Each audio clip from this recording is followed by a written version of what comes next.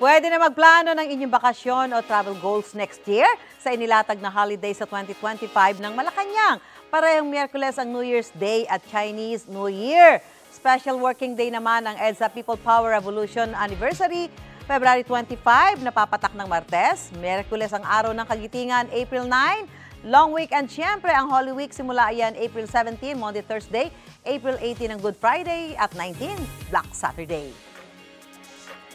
Huwebes naman, matatapat ang Labor Day, May 1 at Independence Day, June 12. Dagdag sa holiday sa susunod na taon, ang July 27, napapatak ng linggo, ang Iglesia ni Cristo Founding Anniversary. Huwebes ang Ninoy Aquino Day, August 21. Long weekend ulit dahil ang huling Lunes ng Agosto ay National Heroes Day. Dagdag naman sa holidays, ang October 31 bilang All Saints Day Eve na tatapat ng Biyernes. Kinabukasan, Sabado ang All Saints Day, tatapat naman ng Linggo ang Bonifacio Day sa 2025. May 5 holidays pagdating ng Disyembre, may long weekend din dahil matatapat ng Lunes ang Feast of the Immaculate Conception of Mary, December 8. Miyerkules naman ang Christmas Eve at Huwebes ang Pasko.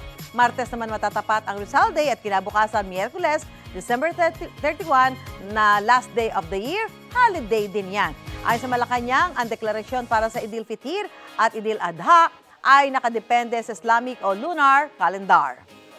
Gusto mo bang mauna sa mga balita?